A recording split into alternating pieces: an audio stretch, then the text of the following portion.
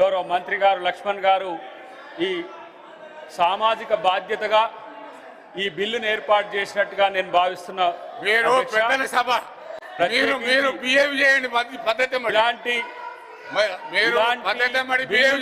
కూడా గత ప్రభుత్వాలు ఆలోచించలేదు అధ్యక్ష.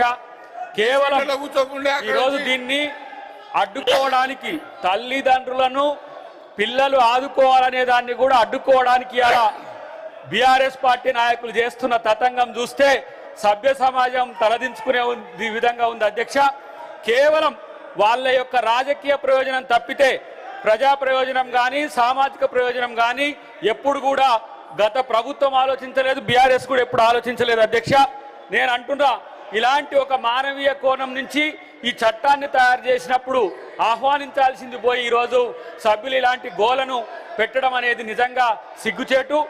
ఇలాంటి సామాజిక బాధ్యతను ఎప్పుడు కూడా పార్టీ కానీ వాళ్ళు కానీ నిర్వర్తించిన దాఖలాలు లేవు అధ్యక్ష. వాళ్ళే ఇప్పుడు అంటున్న మాటలు, ఈ సభలో అంటున్న మాటలు చూస్తే నవ్వొస్తున్నది. దొంగలే దొంగ దొంగ దొంగ అన్నట్టున్నది. కొంతమంది ఏమో దొంగలు బయట పోయి దాచుకున్నారు, మళ్ళీ వీళ్ళు వచ్చి ఇక్కడ దొంగ అని చెప్పి ఇలా ప్రభుత్వాన్ని నిందించే ప్రయత్నం చేస్తున్నారు అధ్యక్ష. ఈ బిల్లు ఏదైతే ఉందో ఈ బిల్లును మానవీయ కోణం నుంచి అనే అంశాన్ని ఒక చర్చ అయితే అసలు బాధ్యత ఉన్న సభ్యులుగా వాళ్ళు మాకు కనిపిస్తలేరు అధ్యక్ష. బాధ్యత ఉంటే ఇలాంటి నిరసనలు చెప్పే ప్రయత్నం చేయరు అధ్యక్ష. కేవలం ముందు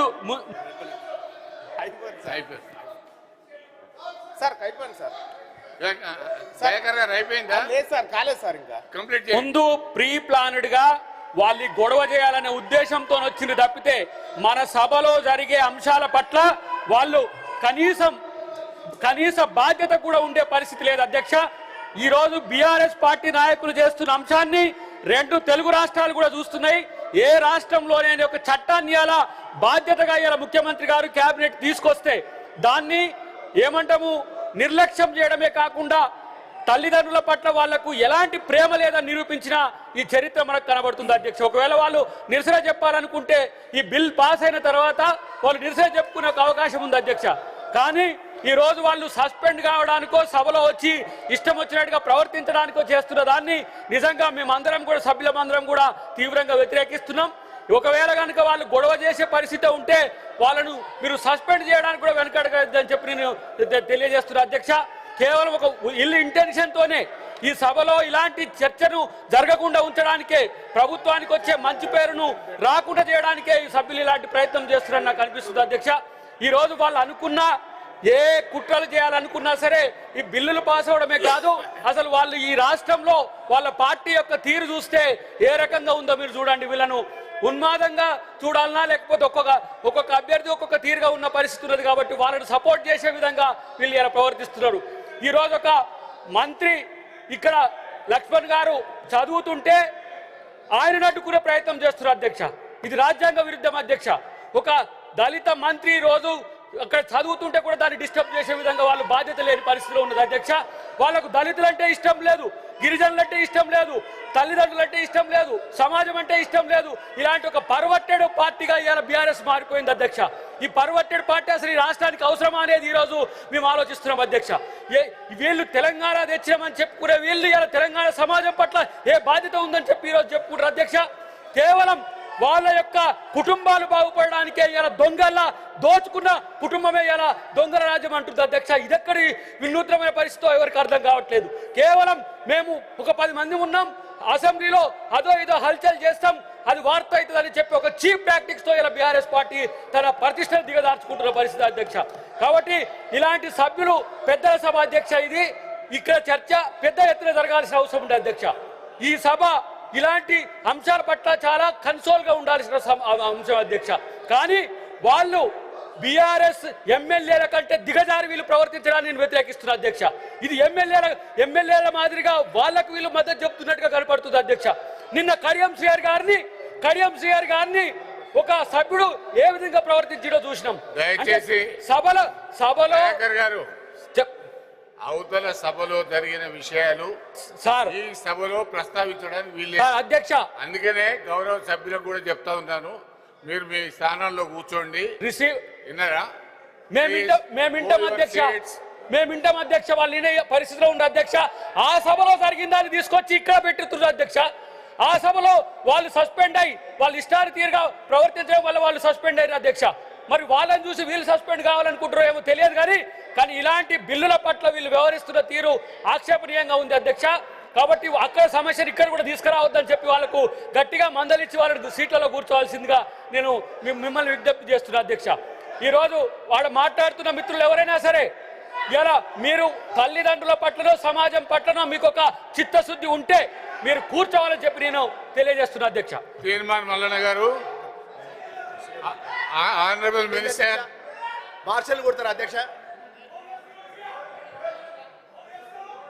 మీరు పోచంపల్లి శ్రీనివాసరెడ్డి గారు, తాత మధు గారు, నవీన్ కుమార్ రెడ్డి గారు, తక్కేలపల్లి రవీంద్రరావు గారు, మీరు దయచేసి ఈ పెద్దల సభలో సభ్యులు మీరు వాళ్ళ మీద పోతే వాళ్ళ ప్రొటెక్షన్ వాళ్ళు చూసుకుంటారు. కాబట్టి దయచేసి మీరు పెద్ద మనుషుల్లాగా బిహేవ్ చేయండి. మీరు పెద్ద మనుషుల్లాగా బిహేవ్ చేయండి please please please. Teenmar Mallanna garu. అధ్యక్ష,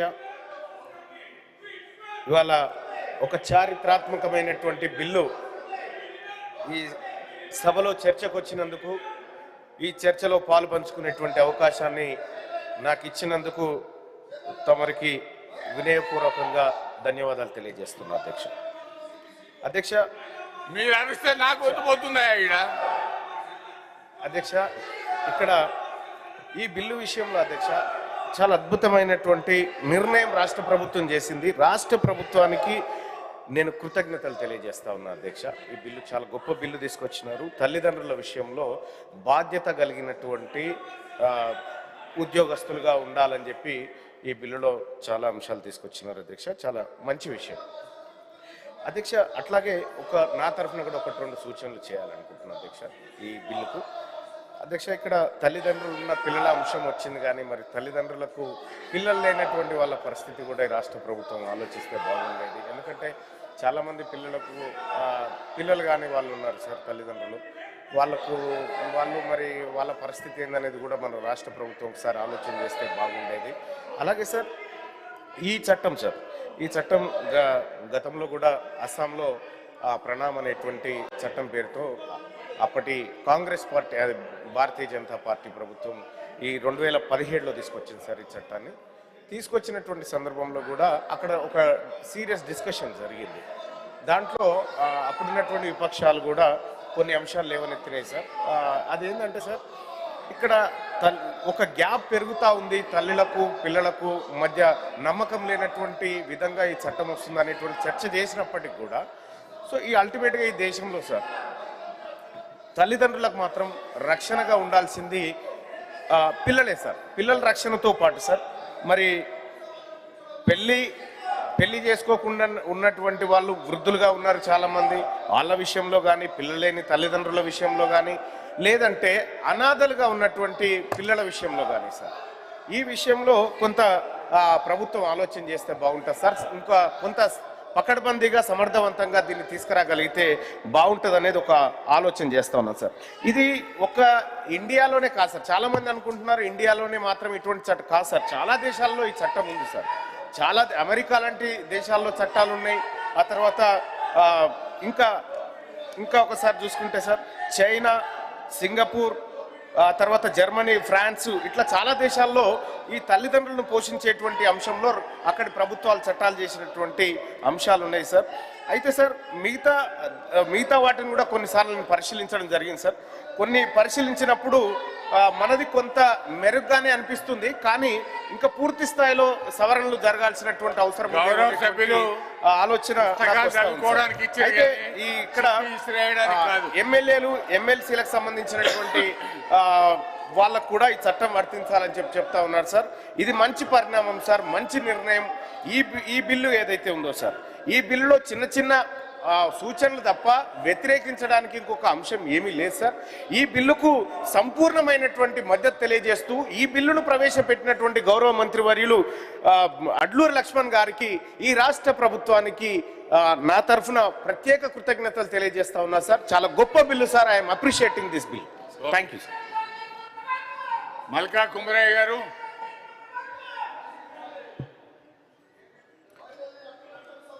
అధ్యక్ష పర్మిషన్ మాట్లాడి పర్మిషన్ థ్యాంక్ యూ.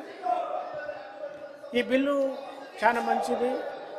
మనకు పేరెంట్స్ అంటే మనకు దేవుడితో సమానం. అయితే ఈ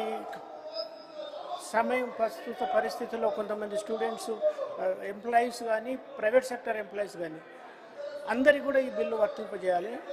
తర్వాత ఈ బిల్లును చాలా ఎఫెక్టివ్గా ఇంప్లిమెంట్ చేయాలి. తర్వాత ఇంకేమన్నా మంచి వేరే కంట్రీస్లో కానీ మన వేరే స్టేట్లలో ఇంకా మంచి పాలసీస్ కానీ అదేదన్నా దీన్ని ఇంప్లిమెంట్ చేయాలి. దీన్ని ఒక హ్యూమానిటేరియన్ గ్రౌండ్లో కన్సిడర్ చేసి పేరెంట్స్కు పిల్లలందరూ కొడుకులు కానీ డాటర్స్ కానీ అందరూ కూడా వాళ్ళకు సపోర్ట్ చేయాలని, తర్వాత గవర్నమెంటే కాకుండా ప్రైవేట్ ఇన్స్టిట్యూషన్స్లో కానీ ప్రైవేట్ కంపెనీస్లో కానీ పనిచేసే వాళ్ళందరికీ కూడా ఇది ఎఫెక్ట్గా ఇంప్లిమెంట్ చేయాలనుకుంటా. నేను మా పార్టీ తరఫున ఈ గవర్నమెంట్ను ఈ బిల్లు పాస్ పెట్టినందుకు ధన్యవాదాలు చెప్తున్నాను. శ్రీపాల్ రెడ్డి గారు. ధన్యవాదాలు అధ్యక్ష. మరి ఏదైతే ఈరోజు ప్రవేశపెట్టిన బిల్లు నెంబర్ 15/2026 మరి తల్లిదండ్రులను, ఎందుకంటే అధ్యక్ష ఇవాళ భారతదేశం మరి సంస్కృతి వారసత్వం ప్రపంచానికి ఆదర్శంగా నిలిచే మరి వారసత్వం అధ్యక్ష. కాబట్టి ఇవాళ మన భారతదేశ గొప్పదనం చాటడానికి ఉమ్మడి కుటుంబాలు అనేది మరి ఒక గొప్ప నిదర్శనం అధ్యక్ష. మరి ఈ సందర్భంగా మరి ఒక ఉదాహరణ, మరి వాళ్ళ రేమండ్స్ కంపెనీ స్థాపించిన విజయ్ పత్ సింఘాని